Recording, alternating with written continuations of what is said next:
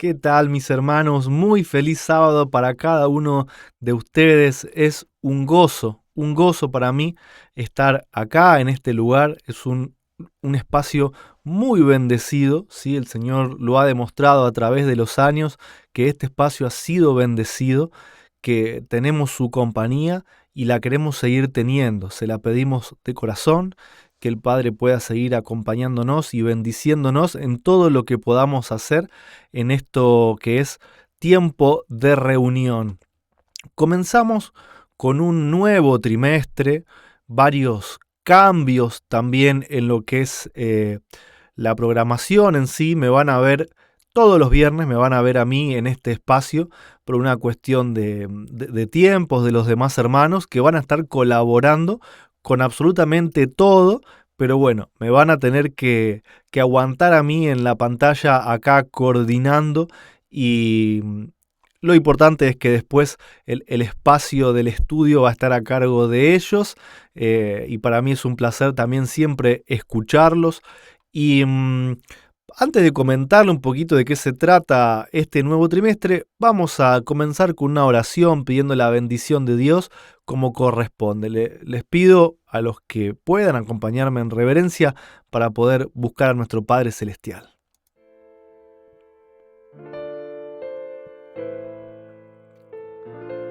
Eterno y amoroso Padre que estás en el cielo, muchas gracias Señor por todo lo que nos das, por todas tus bendiciones. Gracias por este espacio, Padre, donde podamos congregarnos entre hermanos, donde podamos encontrarnos contigo también y abrir tu palabra. Gracias por el trabajo de todas las personas que están detrás de la cámara, que hacen posible que podamos tener esta escuela sabática y que podamos tener también esta transmisión cada viernes. Bendícelos a cada uno de ellos y te ruego, Padre, una bendición especial por todos mis hermanos que están siguiendo esta transmisión, por todo lo que las van a ver también en un futuro, que estés con ellos, con sus familias, que cada día podamos consagrarnos más, Padre, y podamos caminar tomados de tu mano.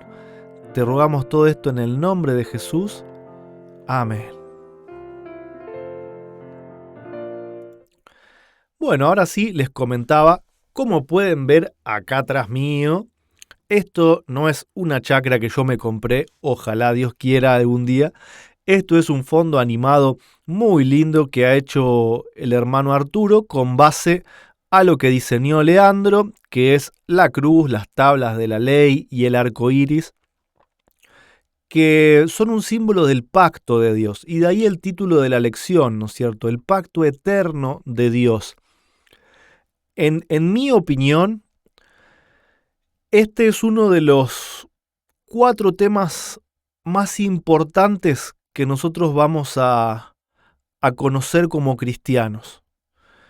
Está dentro de los 4 o 5 temas más importantes. Es un tema fundamental entender el pacto eterno de Dios, entender lo que comúnmente el cristianismo llama los 2 pactos y poder aprenderlo de la forma correcta, porque se van a llevar una gran sorpresa durante todo este trimestre, aquellos que no nos han escuchado anteriormente hablando de este tema, que es diferente a lo que se enseña comúnmente en todas las religiones cristianas, incluyendo también a la iglesia adventista. Por eso es que es de vital importancia este trimestre. Hagamos un esfuerzo extra. No digo que antes no lo hayamos hecho, pero hagamos un esfuerzo extra en la atención en la que pongamos cada día cuando abramos la palabra de Dios y estudiemos este tema, porque es fundamental también para poder entender otros temas. Están interrelacionados los temas más importantes entre sí. El tema del pacto eterno tiene que ver con el carácter de Dios. Es una parte fundamental del mensaje del tercer ángel. Es el tema principal o uno de los temas principales que sucedió allá en el adventismo por 1888. El tema de la justificación por la fe, según el mismo Waggoner, tiene 2 piedras fundamentales. Uno es el pacto eterno y el otro es la ley de Dios. ¿De qué habla el apóstol Pablo cuando habla en la ley en Gálatas? Esos son los 2 temas fundamentales de la justificación por la fe. Y en la mayoría de las religiones y también los movimientos independientes, dicen creer en el mensaje de la justificación por la fe, alzan la bandera, ¿sí? de entenderlo y de predicarlo como el mensaje del tercer ángel, pero la triste realidad es que es uno de los temas más mal comprendidos, y lo digo con conocimiento de causa porque no hace mucho tiempo que el Señor me ha permitido entenderlo y hoy con gozo puedo estar compartiéndolo. Lo importante siempre es la humildad con la que nos dispongamos a estudiar, ¿sí? Dejar todos los preconceptos a un costado, todo el orgullo, la suficiencia propia, decir, ¿qué más me pueden enseñar a mí? Esto yo lo estudio desde chiquito. Todas esas actitudes no suman para la persona individual, no suman, ¿no es cierto? Porque Dios está en este momento queriendo revelar todas las verdades fundamentales a su pueblo y es una oportunidad impresionante la que tenemos nosotros de poder tener este material y estudiarlo a lo largo de todo este trimestre. Quería mostrarles, acá estoy en mi navegador, lo que ustedes pueden ver es un navegador común y corriente de Google Chrome en una computadora o en un celular. Quería mostrarles que pueden descargar este folleto, ¿sí? Con el enlace que voy a dejar en la descripción. Ustedes directamente van a entrar a esta página, donde pueden ver acá la hermosa portada que diseñó el hermano Leandro. Y bueno, acá más abajo tenemos todos los títulos de los capítulos, ¿no es cierto? De las tres selecciones, perdón, de este trimestre. Bueno, ahí aparecen los nombres y agradecemos a cada una de estas personas que han colaborado en lo que es la traducción, el diseño, la edición y más abajo, acá en letritas rojas, estos son los vínculos en los que ustedes pueden descargar el folleto. ¿Por qué hay más de uno? Porque están los archivos para que el que quisiera pudiera mandarlo a imprimir en cualquier lugar donde viva. Por ejemplo, yo uso el primero, el Pacto Eterno con renglones A4, y después acá abajo ustedes tienen los archivos que dicen imprimir, ¿no es cierto? Tamaño A4 o tamaño carta, con las portadas en sí, con las tapas mismas, con la contratapa, para que ustedes puedan llevar esto a una imprenta, a una librería y que puedan tener el folleto en papel. Si no, descargando acá el primero, van a tener el PDF en digital y también pueden estudiarlos. Y acá el último enlace, para el que le interese, es el archivo original, ¿sí? Estas lecciones fueron escritas por los pioneros adventistas y nosotros lo que hacemos hasta hoy es traducirlas tal cual como están para que podamos tener el mismo contenido en español, ¿no es cierto? Y acá ustedes pueden descargar la versión original en inglés para comprobar de que todo lo que está es correcto. Así que bueno, habiendo dicho esto, vamos a lo que es la parte fundamental, que es comenzar a estudiar este tema, comer esta comida espiritual que nos va a llenar el alma. Y lo más importante es el deseo después de poder compartirlo a otras personas, porque este tema es de salvación, o sea, todo lo que está en la Biblia es de salvación, pero la comprensión de este tema es fundamental, es entender cómo es Dios, cómo se relaciona con el ser humano y de qué forma somos salvos. A mí me emociona y a veces no encuentro palabras para poder describir la importancia real y por ahí, disculpen si puedo ser redundante y exagerado, pero yo les aseguro que este tema es fundamental. Así que lo que vamos a hacer es directamente entrar en el estudio, ¿sí? de estos 13 temas a lo largo de 13 sábados. Y hoy el título es Un Pacto Universal. La lección 1 se titula Un Pacto Universal y quien va a estar a cargo de la primera parte es el hermano Daniel Benjar de Argentina. Luego nos acompañará el hermano Carlos Hernández de Puerto Rico.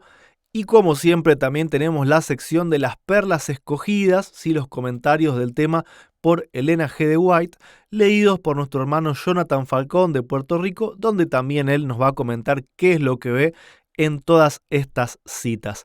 Así que, sin más, los invito a poder escuchar a Daniel.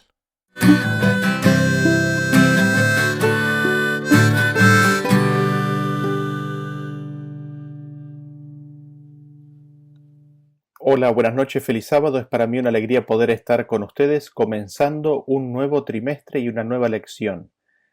Este trimestre vamos a estar estudiando respecto del pacto de Dios. También veremos el pacto de los hombres o el pacto viejo, pero nos interesa con mucha atención mirar y contemplar en qué consiste el pacto de Dios, este pacto que es universal, este pacto que es eterno. Y para ello tenemos que introducirnos en el comienzo mismo de la historia de la humanidad. Y la primera pregunta nos dice, ¿de qué fue formado el hombre? Y nosotros leemos que el hombre fue formado del polvo de la tierra en Génesis capítulo 2, versículo 7. Dios tomó barro de la tierra y con sus propias manos formó la forma, la imagen, la estructura física de un hombre. Sin embargo, esa forma de barro hasta este punto era tan solo eso, una forma sin vida de barro. Y la pregunta 2 nos dice cómo es que Dios le dio vida al hombre. Y en Génesis 2.7 nos dice que Dios sopló aliento de vida. Fue tan solo cuando sopló aliento de vida dentro de esa forma de barro que el hombre viene a ser un ser viviente. Allí tan solo el hombre comienza a existir como un ser viviente. Así tenemos que el hombre o el ser viviente es esa combinación de aliento de vida en un cuerpo hecho de barro. Y nos pregunta la lección, ¿con qué condición podría continuar esta vida? En Génesis 2.17 nos dice, mas del árbol de la ciencia del bien y del mal no comerás, porque el día que de él comieres, ciertamente morirás.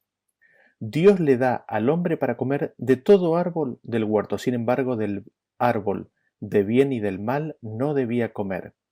El día que de él comiere ciertamente moriría. Y nos preguntamos, ¿qué implicaba esto? Implicaba el proceso inverso por medio del cual había venido la vida. El proceso inverso consiste en que el espíritu vuelve a Dios, que lo dio. Esto es el aliento de vida. Vuelve pero sin conciencia de existencia. Los pensamientos, la alabanza a Dios, toda actividad mental y física perecen, no existen más.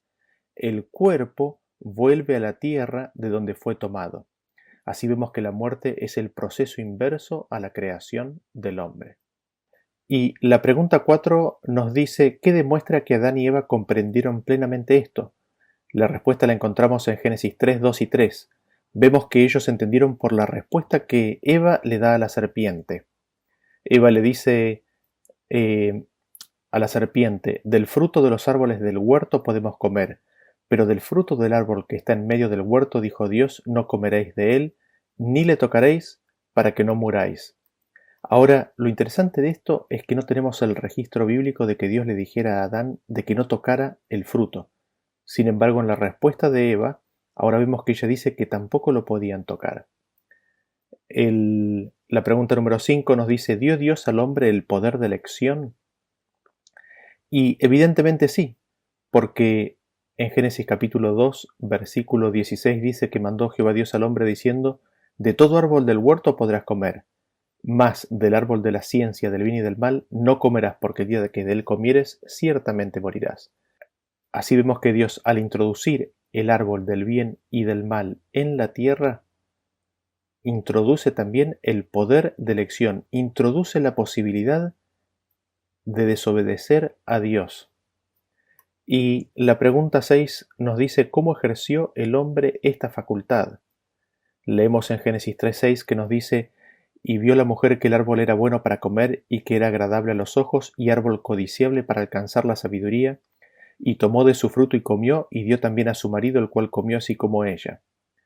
Como evidencia de que el hombre tenía poder de elección, tenemos el hecho de que el hombre elige desobedecer a Dios. Elige consciente y deliberadamente desobedecer.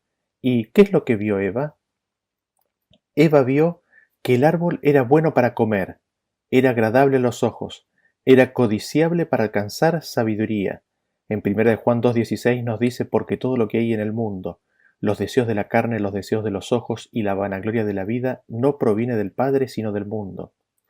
Así vemos que en Eva fueron incitados los deseos de la carne, los deseos de los ojos y la vanagloria del mundo. Esta es la fundación del mundo. Así es como el pecado entró. Así un nuevo orden mundial empezó a operar en este mundo. Habiendo Adán pecado también, el principio rector que dominaría al hombre son estos principios, los principios del mundo, los principios del reino de la serpiente. A Eva se le ofreció alcanzar una posición más elevada, más brillante, ser semejantes a Dios, y eligiendo eso, agarra para ser alguien superior, y haciendo eso abrió las puertas al pecado, a la maldad en este mundo. Y nos preguntamos, ¿qué causó este acto de desobediencia? Leemos en Romanos capítulo 5, versículo 12 que dice, por tanto como el pecado entró en el mundo por un hombre y por el pecado la muerte, así la muerte pasó a todos los hombres por cuanto todos pecaron. Este acto de desobediencia hizo que el pecado entrara en el mundo. Notamos que dice que el pecado entró por un hombre. Entendemos que el hombre es Adán. Adán le echó la culpa a Eva, sin embargo, vemos que aquí nos está hablando de Adán. Eva fue engañada. Adán, en cambio, no fue engañado, sino que desobedeció deliberadamente. Ahora, ¿qué consecuencias tiene de que el pecado haya entrado en el mundo? La consecuencia es de que ingresa la muerte. Por el pecado ingresa la muerte. Este es el proceso inverso a la creación del hombre, es decir, la muerte es la destrucción del hombre. Lo otro que notamos es que porque todos los hombres pecaron, entonces la muerte pasa a todos los hombres. Y nos preguntamos, ¿de qué fue excluido Adán por este acto? Y nosotros leemos de que Adán fue excluido de comer del árbol de la vida. Comer del árbol de la vida implicaba que viviera para siempre. Sin embargo, para que el pecado no existiera para siempre, el hombre es excluido del árbol de la vida. Y la última pregunta que me toca de esta lección es la número 9, que dice, ¿qué conclusiones podemos sacar de estos hechos? Y notamos varias cosas. En primer lugar, vemos que Dios hizo al hombre con la posibilidad de elegir. Dios hizo al hombre un agente moral, en el sentido de que Dios hizo al hombre con la posibilidad de elegir entre el bien y el mal. Siendo Dios bueno, Dios implica o significa el bien y el mal significa rechazarlo a él. Ahora, para que esto fuera posible, para que esto realmente sea así, el hombre tenía que tener la posibilidad de desobedecerle. ¿Y esta posibilidad de desobedecer en qué consistió? En que entre la miríada de árboles frutales solo uno no podían comer. Es allí donde el gran tentador tendría acceso a ellos. Tan solo allí podría tentarlos. Sin embargo, Dios les advierte claramente las consecuencias de la desobediencia. Uno, cuando lee que dice ciertamente morirás, uno podría preguntarse, ¿no? ¿Dios está advirtiendo o está amenazando? Claramente Dios está advirtiendo al hombre de las consecuencias que trae el desobedecerle. Lo otro que notamos es de que no había nada en particular en las propiedades de la fruta que hicieran que fuera dañino al hombre. El árbol no era venenoso. Lo que era mortal era desobedecer a Dios. Vemos que es la prueba que puso Dios para que ellos tuvieran la posibilidad de obedecerle o no.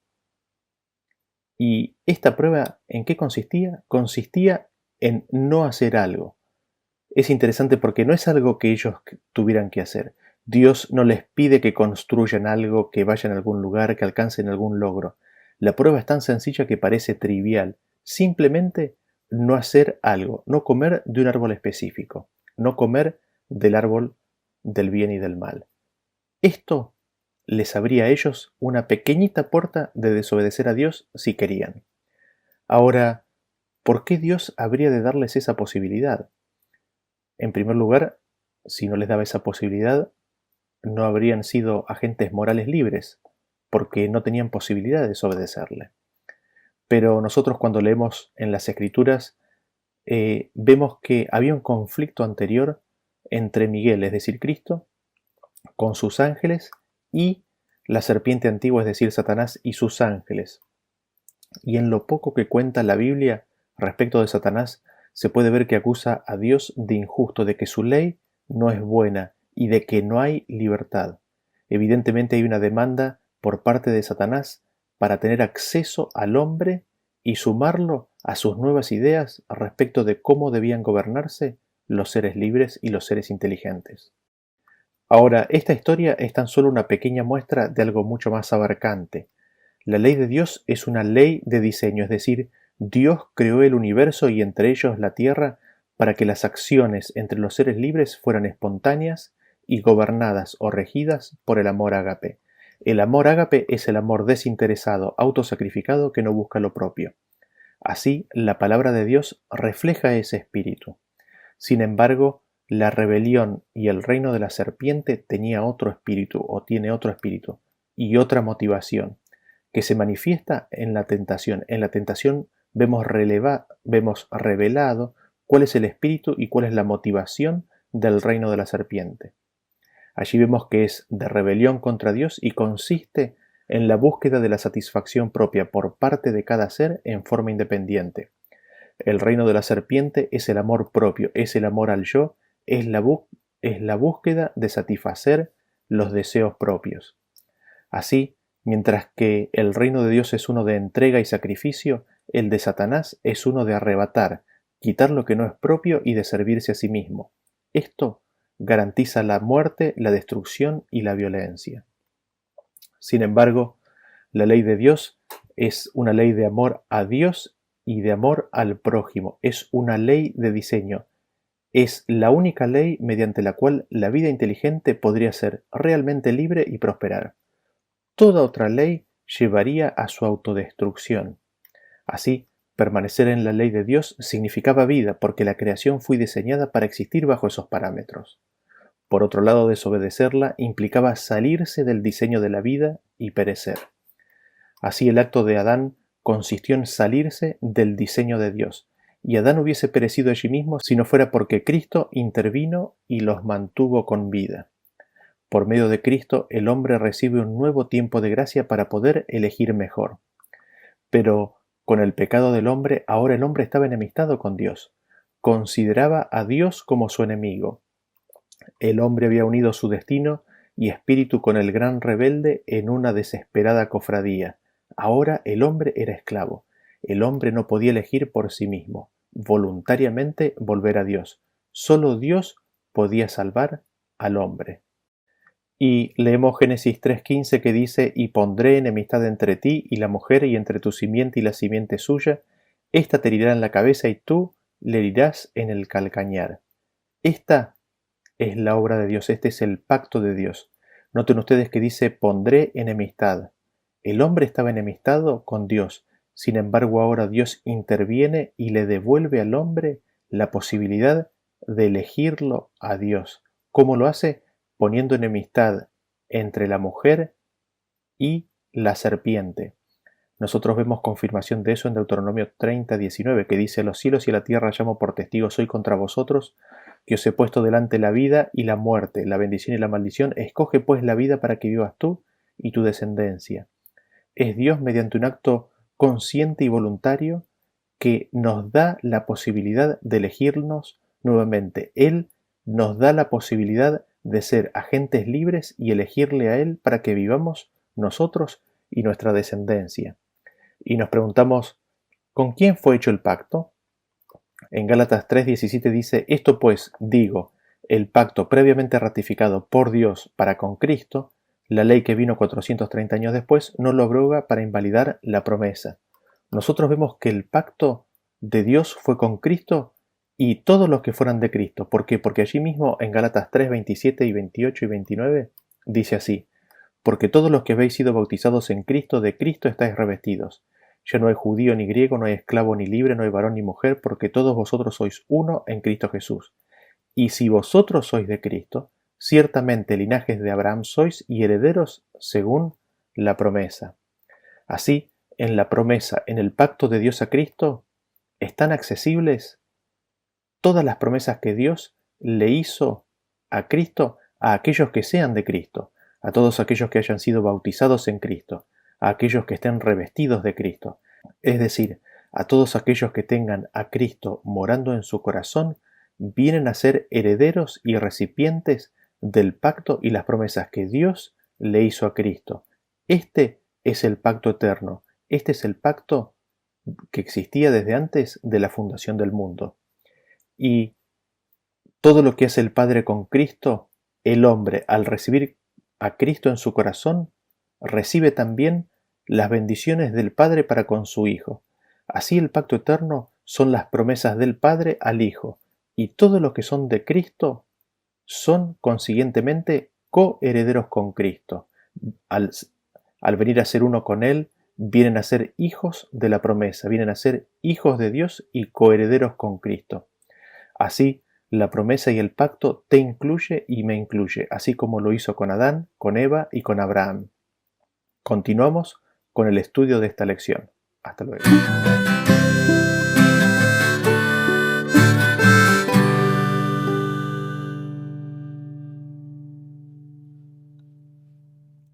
Muchas gracias, Daniel.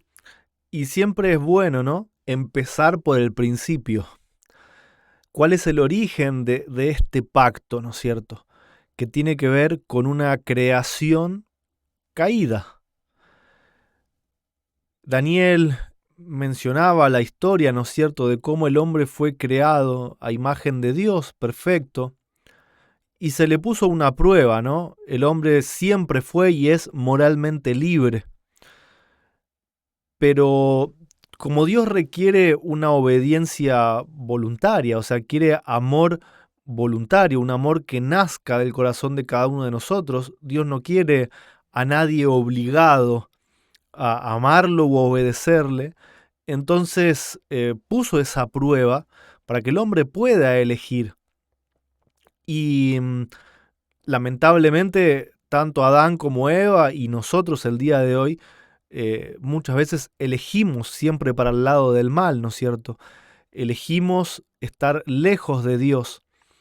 Y como Dios sabía que el hombre se iba a volver inútil, podríamos decirlo, en cuanto a obedecer y vivir una vida de santidad, el hombre no es capaz por sí mismo. Por más que yo me lo proponga y diga, bueno, toda esta semana yo voy a ser perfecto, no voy a cometer ningún pecado. No se puede, o sea, yo no puedo por mis propias fuerzas, no se puede. Entonces, ese pacto eterno que el Padre le hace a su Hijo con respecto a la creación, ¿sí?, a los seres humanos de este mundo, hace que nosotros ahora podamos tener acceso a la misma herencia de Cristo sin merecerla. Las reglas no cambian, el hombre no merece absolutamente nada. Simplemente ahora es coheredero por Cristo. El pacto le fue hecho a Cristo, las bendiciones le son dadas a Cristo y nosotros por medio de Cristo recibimos lo que Él recibe. Y esto es grandioso, ¿no es cierto? Entender esto, entender la bondad y la misericordia de Dios para con una raza que no se lo merece. Nosotros no merecemos nada, absolutamente nada. Y ver el amor de Dios hacia nosotros, que no nos obliga, que no nos amenaza, que, que nos deja ser libres y que nos dice, yo pongo delante de ustedes la vida. Si ustedes aceptan, yo mismo voy a trabajar en ustedes. O sea, no tienen que hacer nada porque ustedes no pueden hacer nada. O sea, solamente tienen que elegir y después el Padre y el Hijo hacemos el trabajo. Eso es lo que dice Dios, ¿no es cierto? Y es maravilloso porque les aseguro que si dependiera de nosotros estaríamos completamente perdidos.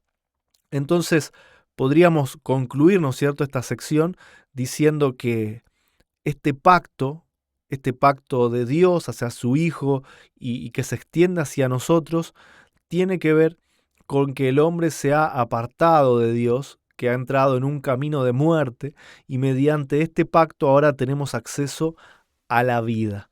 Así que, bueno, vamos a avanzar, vamos a escuchar ahora al hermano Carlos Hernández, quien va a meditar y a comentar en la segunda parte de las preguntas de este folleto. Adelante, hermano.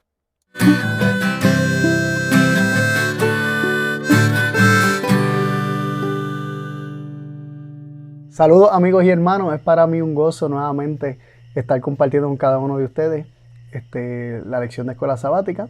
Este nuevo trimestre vamos a estar hablando de el pacto eterno de Dios, y en esta primera lección a mí me tocaron la segunda sección de preguntas, o sea, desde la pregunta número 10 en adelante, y vamos a comenzar para no perder tiempo. La pregunta número 10 dice: ¿se le dio a los ángeles el poder de elegir? Esto no está hablando del libre albedrío, lo que nosotros llamamos libre albedrío, el poder de elección, o podemos hablar también de libertad de elección. ¿Eran ellos libres para elegir si querían obedecer a Dios o no? El versículo que nos da la lección es Judas, versículo 6, que nos dice: también a los ángeles que no guardaron su primer estado, sino que abandonaron su propia morada, los ha reservado bajo tinieblas en prisiones eternas para el juicio del gran día. Esa es la versión Reina Valera actualizada. La de 1909 nos dice: y a los ángeles que no guardaron su dignidad, mas dejaron su habitación, los ha reservado debajo de oscuridad en prisiones eternas hasta el juicio del gran día. Aquí nos presenta que los ángeles abandonaron su habitación, abandonaron su morada, pero antes de que abandonaran su morada y su habitación, antes que abandonaran el cielo, antes que dejaran el lugar el puesto que se les había dado y el lugar del cielo, antes que ellos abandonaran el cielo, se nos dice que ellos no guardaron su primer estado, no guardaron su dignidad. Sagrada Escritura, la versión Sagrada Escritura dice: no guardaron su origen. Ellos habían sido creados santos, ellos habían sido creados sin mancha. Ellos no guardaron esa dignidad, ellos no guardaron ese primer estado, no lo atesoraron. Si nosotros recordamos lo que significa guardar en la Biblia, como la Biblia misma nos define el guardar, implicaba cuidar, atesorar. Ellos no lo valoraron como un tesoro, ese primer estado, esa dignidad, esa santidad en la que ellos vivían, y al no guardar eso, pues eventualmente terminaron siendo, se fueron, ¿verdad? Dice que abandonaron su propia morada. Y nos llama mucho la atención esto, porque esto implica que ellos pudieron elegir, ellos podían elegir guardar, ellos podían elegir atesorar aquello que Dios les había dado.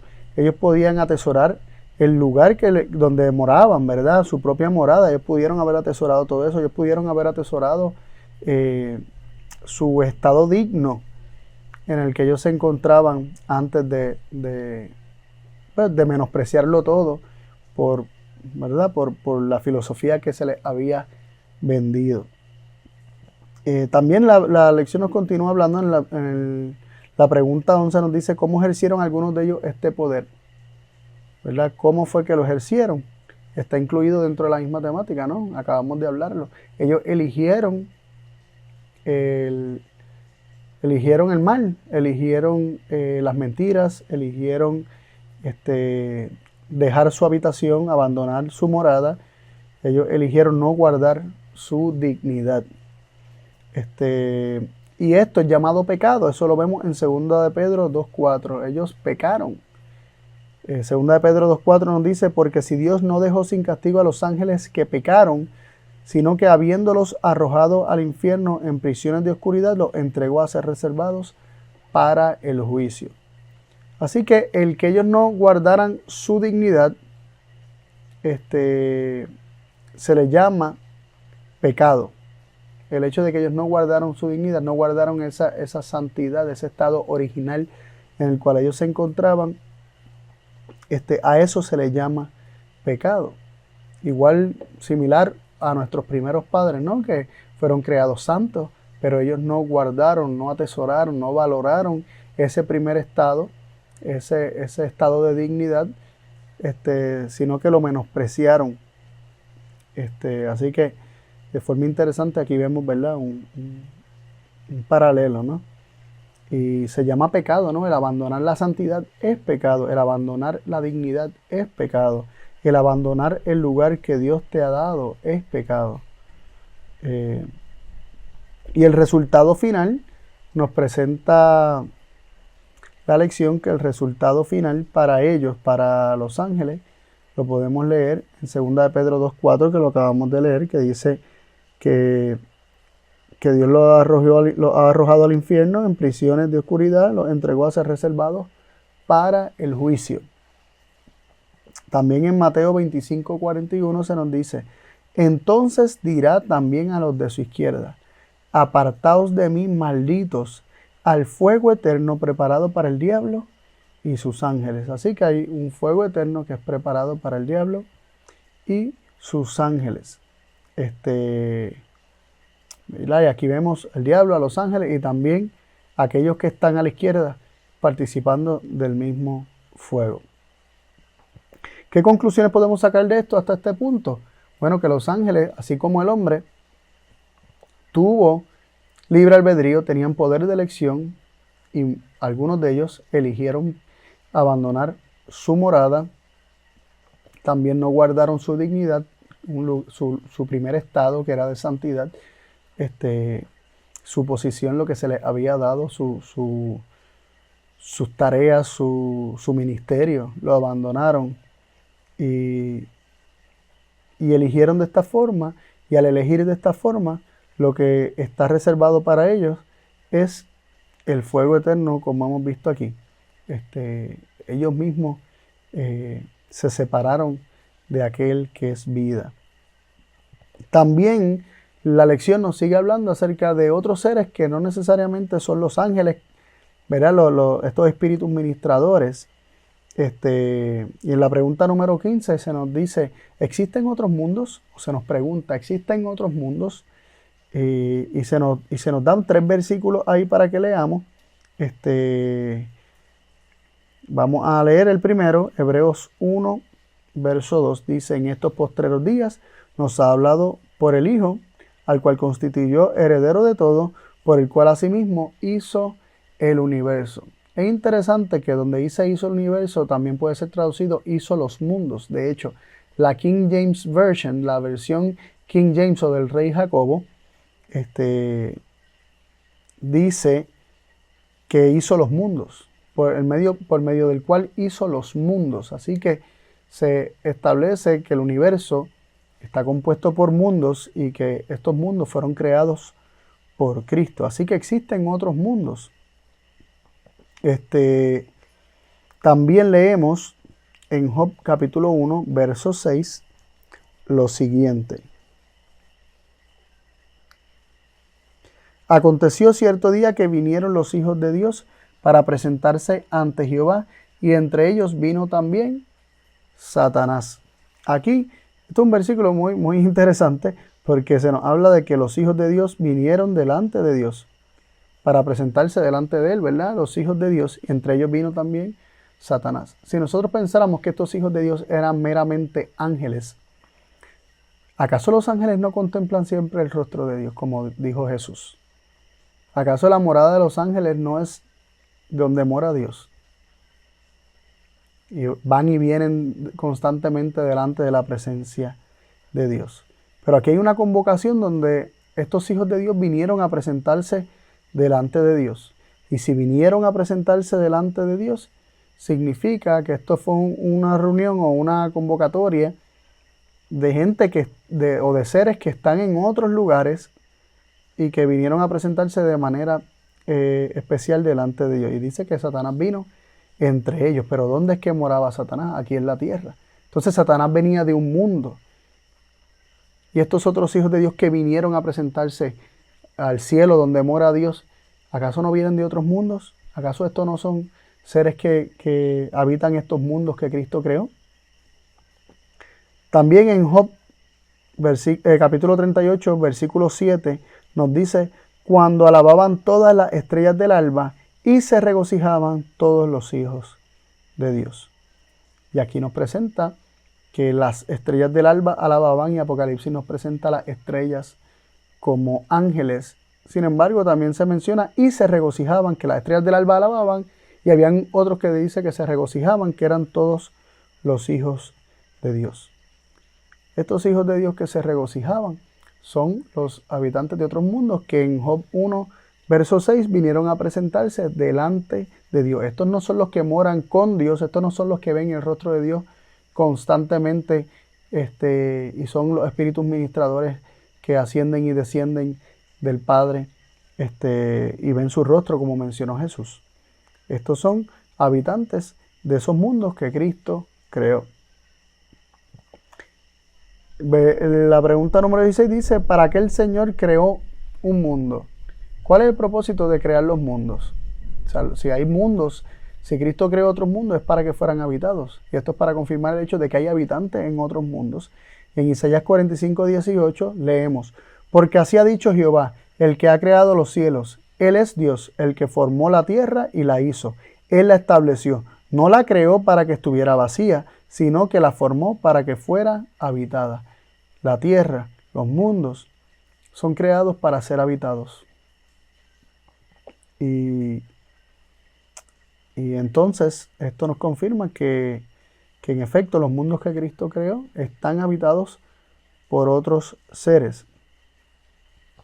Y estos seres también pueden elegir, también tienen libre albedrío. El único servicio que el Señor acepta, nos dice en Efesios 6, versículos 6 y 7, dice, no sirviendo al ojo como los que agradan a los hombres, sino como siervos de Cristo, haciendo de ánimo la voluntad de Dios, sirviendo de buena voluntad como al Señor y no a los hombres. Cuando dice haciendo de ánimo la voluntad del Señor, se refiere a hacer de todo corazón con ganas, ¿verdad? En inglés lo presenta así. Dice, doing the will of God from the heart, del corazón, from the heart, del corazón, hacerlo de corazón. Hacer la voluntad de Dios, hacerlo de corazón. El único servicio que Dios quiere y que Dios desea que cualquier ser le brinde es el servicio de corazón. Así que es un servicio voluntario el que Dios desea, y esto implica la utilización del libre albedrío, del poder de elección o la libertad de elegir. Que el hombre, con esa capacidad que Dios le ha dado, pueda elegir a Dios porque sí, porque le ama, porque ve el amor de Dios para con él, y como Dios le ha amado, él por amor entonces se vuelve a Dios en alabanza y gozoso servicio. ¿Y qué conclusiones podemos sacar de las Escrituras? Bueno, si analizamos las primeras preguntas, las primeras 9 preguntas, y estas que nosotros estuvimos discutiendo, podemos ver que tanto el hombre como los ángeles, como los seres de otros mundos, tienen libre elección. Dios creó todos estos seres, Dios los ha creado, y no hay un ser en todo el universo que no tenga libertad para elegir a Dios. Dios solamente desea el servicio libremente, el servicio del amor, porque Dios es un Dios de amor y Dios es un Dios de libertad. Él no utiliza la fuerza, ni la coerción, ni las amenazas, ni la coacción, ni ninguna de estas herramientas que utiliza el enemigo. Son herramientas de Dios. Dios es un Dios de amor, y Él creó seres libres que pueden elegirle si quieren estar con Él o no. Bueno, hasta aquí mi parte. Dios les bendiga y será hasta la próxima. Un abrazo.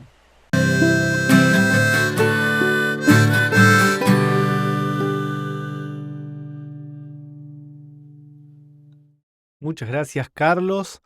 Y me pareció muy, pero muy interesante el punto central, ¿no?, de esta sección, de entender que no solamente el ser humano fue creado en una libertad de conciencia absoluta, sino que todo el universo, los otros mundos y los mismos ángeles, y que todos fueron puestos a prueba de una u otra manera para que puedan tomar su elección.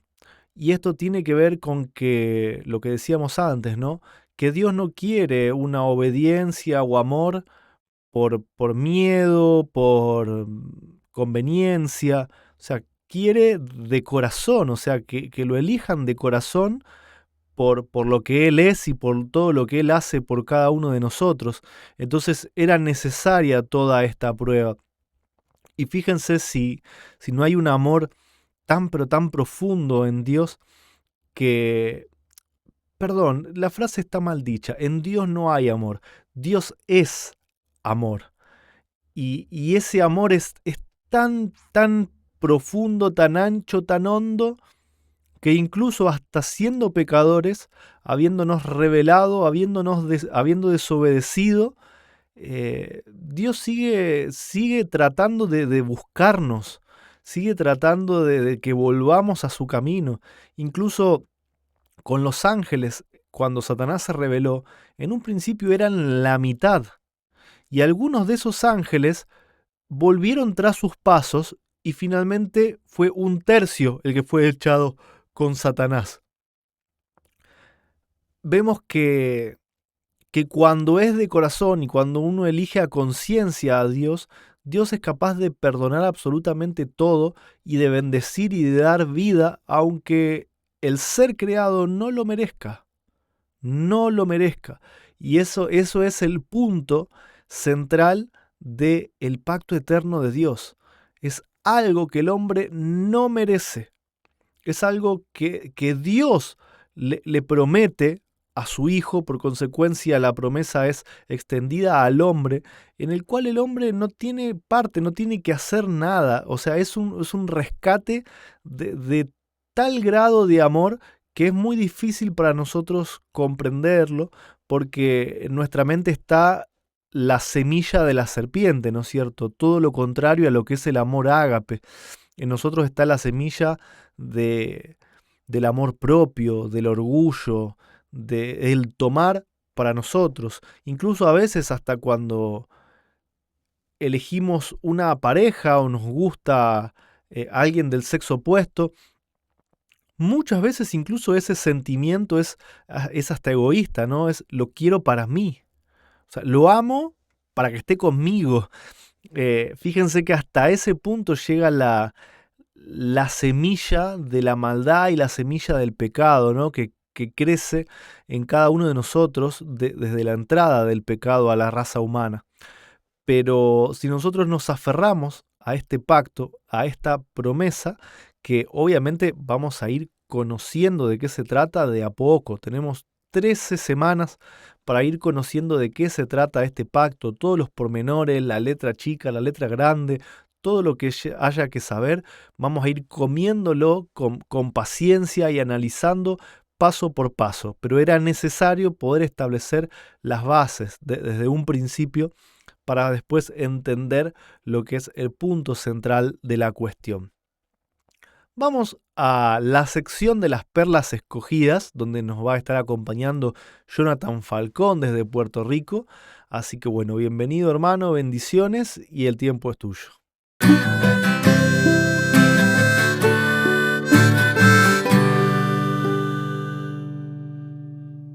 Saludos y gracias por acompañarnos hasta este punto de la lección. Hoy continúo con las perlas escogidas y he escogido algunas citas del Espíritu de Profecía con relación a algo que me inspiró esta lección, así que espero que sea de bendición para cada uno de ustedes.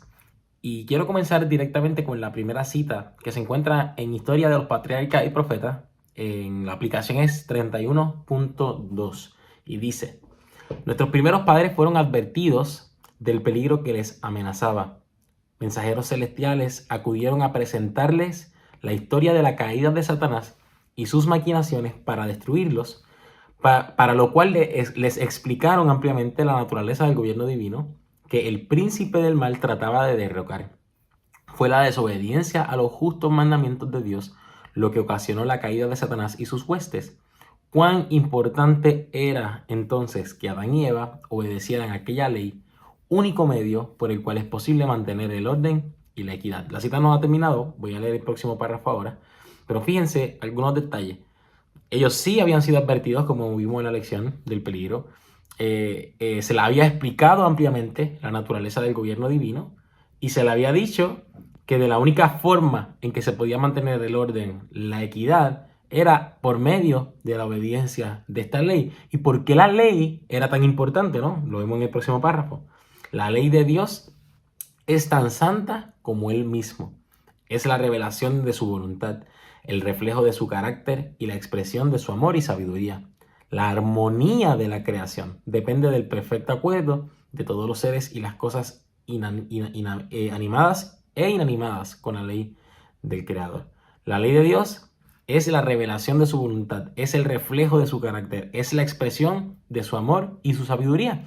Y la armonía, incluyendo la vida, que es parte de la armonía, el plan perfecto de Dios, la voluntad de Dios, está revelada en esta ley.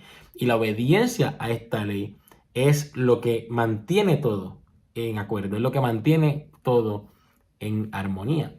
Así que, evidentemente, Dios no puede obrar en contra de sí mismo. La ley de Dios es un reflejo, es una revelación de su voluntad.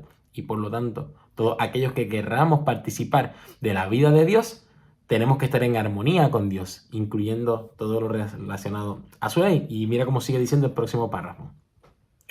Como los ángeles, los moradores del Edén habían de ser probados. Únicamente podían conservar su feliz estado si eran fieles a la ley del Creador. Podían obedecer y vivir o desobedecer y perecer. Dios los había colmado de ricas bendiciones, pero si ellos menospreciaban su voluntad, aquel que no perdonó a los ángeles que pecaron, no los perdonaría a ellos tampoco. La transgresión los privaría de todos sus dones y les acarrearía desgracia y ruina. Y quise traer esta cita como comienzo por varios factores. Incluso este párrafo incluye varios detalles de la lección. Compara el pecado, o más bien la condición de los ángeles con la del ser humano. Y habíamos visto en la lección que se hacía referencia a que el hombre podía o tenía la libertad de elegir si obedecer o no obedecer a Dios. Y nos damos cuenta que aquí tanto los hombres como los ángeles mismos podían obedecer o podían desobedecer. Ahora, había una consecuencia para cada uno de los actos. Obedece y vive, o desobedece y perece. Pero es la misma condición para ángeles como para hombres, ¿verdad? Podemos obedecer la ley de Dios, estar en armonía con Dios y por lo tanto participar de la vida de Dios, porque esa ley a la cual se obedece es la vida de Dios, es la voluntad de Dios manifiesta.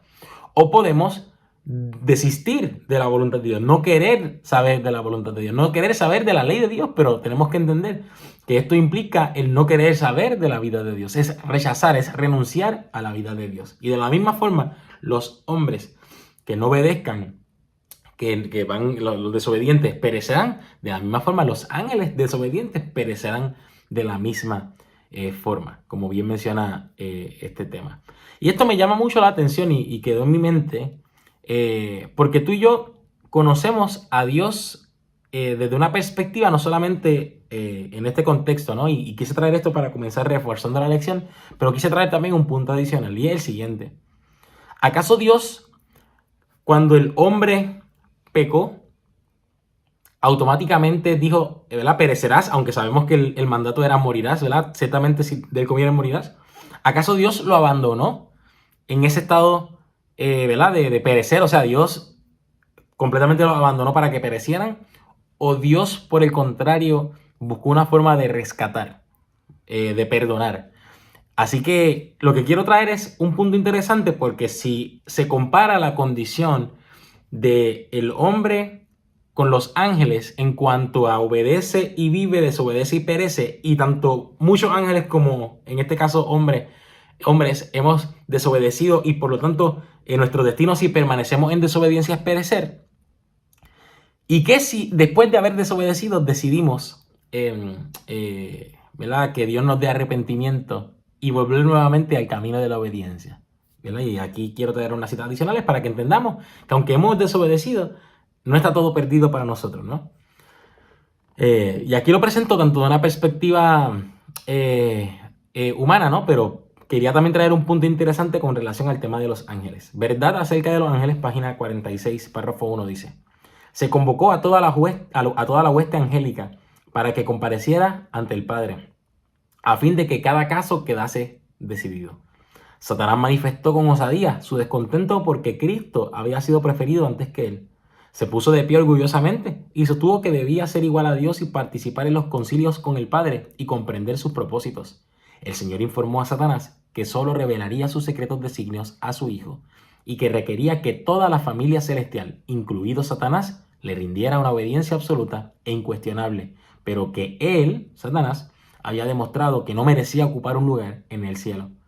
Entonces el enemigo señaló con regocijo a sus simpatizantes, que eran cerca de ¿cuántos? Cerca de la mitad de los ángeles, y exclamó: ellos están conmigo. ¿Los expulsarás también y dejarás semejante vacío en el cielo? Declaró entonces que estaba preparado para hacer frente a la autoridad de Cristo y defender su lugar en el cielo por la fuerza de su poder, fuerza contra fuerza. Y es interesante, ¿no? Porque establece que Satanás estaba manifestando descontento con la voluntad de Dios. Estaba manifestando descontento con la ley de Dios, con los designios de Dios. ¿Y qué fue lo que hizo? Comenzó a hablar con personas, con ángeles, y muchos de ellos simpatizaron.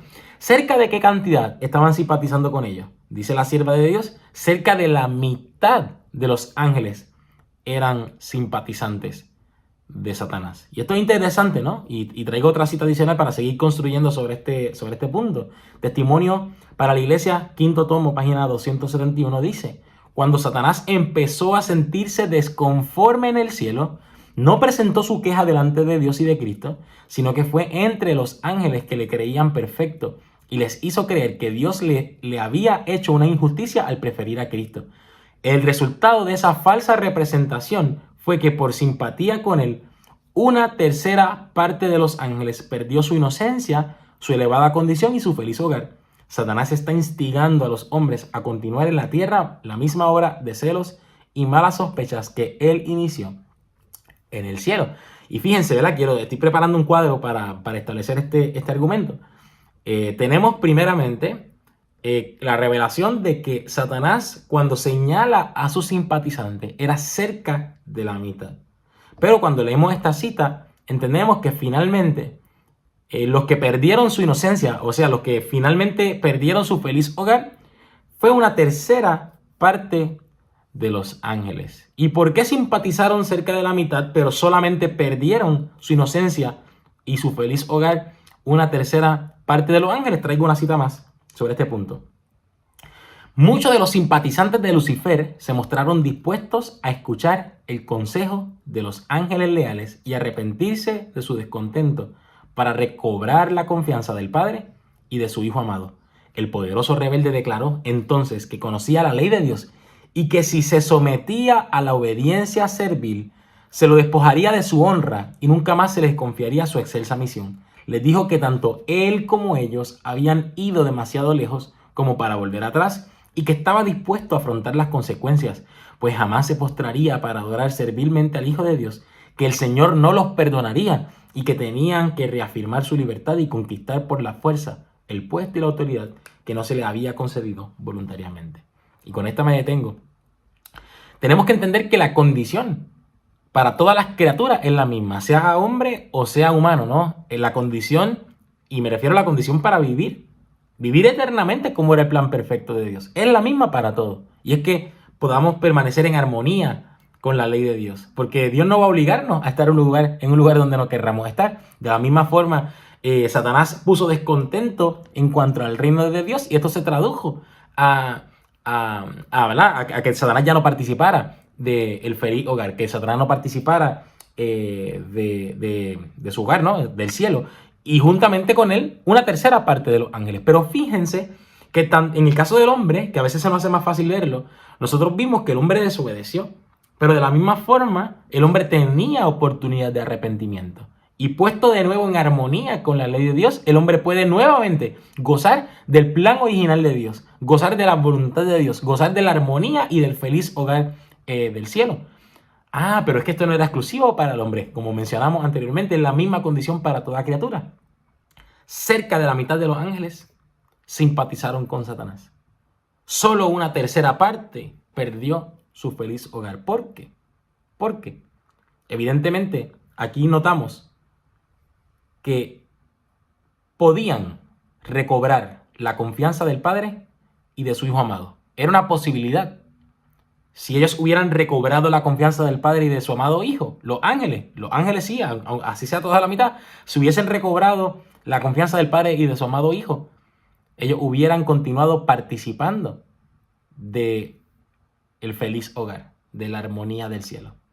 Sin embargo, a pesar de que la mitad de los ángeles simpatizaban, no todos recobraron la confianza del Padre y de su Hijo amado, sino que permanecieron engañados por el enemigo, apartados de Dios y perdiendo el acceso al cielo. ¿Por qué? ¿Cuál fue el engaño que le hizo Satanás? Y con este engaño quiero terminar. Que el Señor no los perdonaría. Y el enemigo, cuando tú y yo estamos en desobediencia, nos quiere hacer creer por medio de falsas enseñanzas que Dios no perdona al pecador. Historia de los patriarcas y profetas, página 49. Y esto era aplicado a los ángeles, mira ahora aplicado a los hombres. Dice lo siguiente: cuando Satanás fue expulsado del cielo, decidió hacer de la tierra su reino. Cuando sedujo y venció a Adán y a Eva, pensó que había conquistado la posesión de este mundo porque me han escogido como su soberano, dijo él. Alegaba que era imposible que se otorgara perdón al pecador, que por lo tanto los miembros del género humano caído eran legítimamente sus súbditos y el mundo era suyo. Pero Dios dio a su amado Hijo, que era igual a él, para que sufriera la pena de la transgresión y proveyó así un camino mediante el cual ellos pudieran ser devueltos a su favor y a su hogar edénico. Cristo emprendió la tarea de redimir al hombre y de rescatar al mundo de las garras de Satanás. El gran conflicto que inició en el cielo iba a ser decidido en el mismo mundo, en el terreno que Satanás reclamaba como suyo. Y con esta cita concluyo, ¿no? ¿Y cuál es el mensaje de todo esto? Vimos que había un pacto, ¿no? Que el hombre tenía un pacto con Dios, que el hombre rompe este pacto, podríamos decir que el hombre se sale del pacto, mejor dicho, el hombre se sale del pacto de Dios, pero no todo está perdido. Muchos ángeles también se salieron del pacto de Dios y no estaba perdido para ellos hasta el momento que ellos cerraron totalmente su corazón. Pero hoy, aquellos nosotros que hemos desobedecido o que estamos en desobediencia, ¿qué haremos? ¿Creeremos que Dios no nos perdona? Claro que nos puede perdonar. Ese es el engaño del enemigo para que tú y yo no volvamos a los brazos de nuestro Dios. Así que te invito a que puedas acercarte confiadamente al trono de la gracia y te aseguro que alcanzarás socorro en el momento de mayor necesidad. Que Dios te bendiga.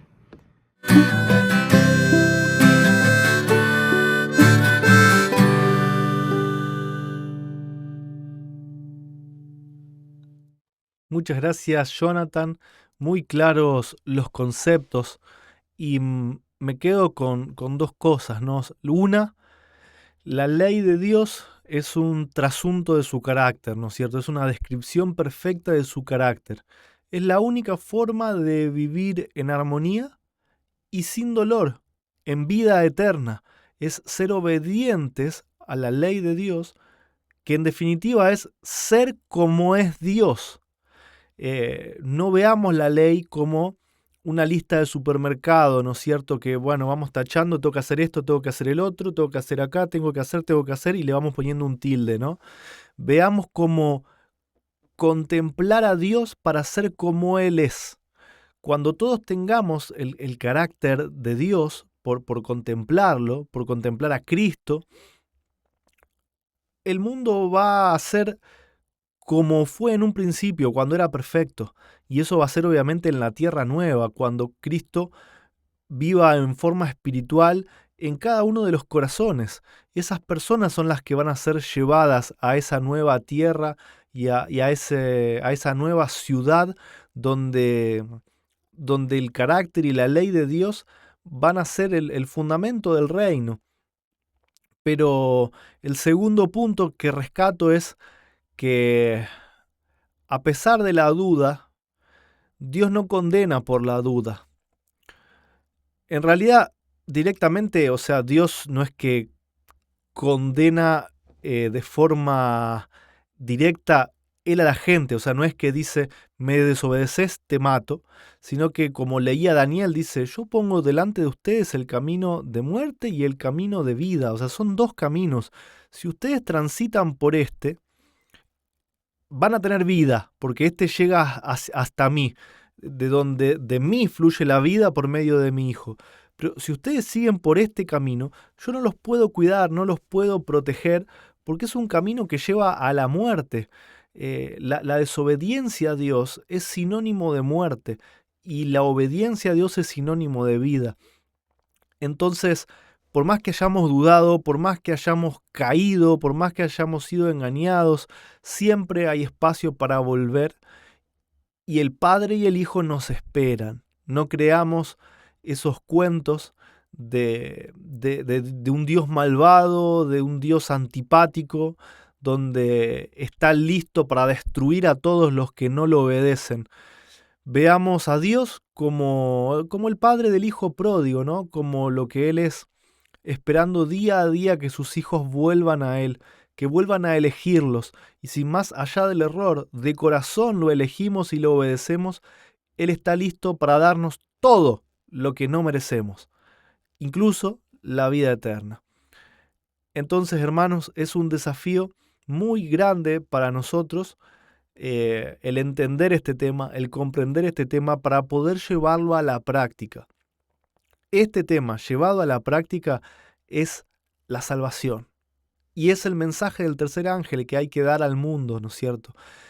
Y no quiero agregar más nada porque, como decía al principio, es un tema que me emociona y es como que me desbordan las palabras y corro ese riesgo de ser redundante, pero creo que los textos han sido suficientemente claros, que las opiniones de los hermanos también han sido suficientemente claras y yo, no sé ustedes, pero me quedo muy pendiente ya de lo que va a ser la lección número 2 que vamos a comenzar a estudiar ya a partir quizá de este domingo, sábado a la tarde.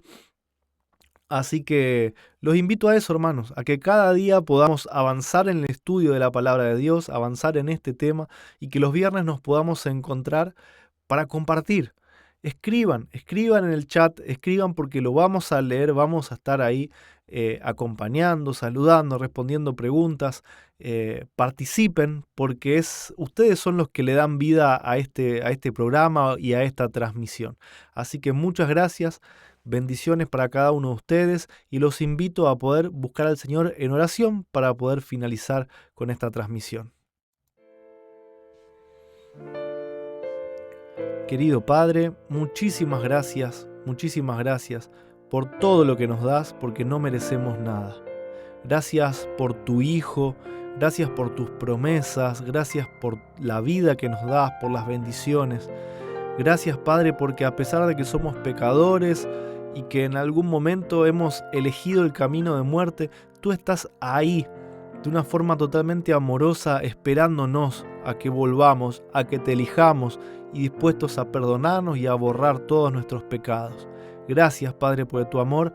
Es muy difícil de comprender para nosotros. No conocemos este tipo de amor en el mundo. Nosotros somos egoístas por naturaleza y es lo que vamos contagiando y enseñando. Pero queremos aprender a mirarte a ti, aprender a mirar a Jesús, quien vino a esta tierra a representar tu carácter. Y queremos, Padre, obedecerte de corazón.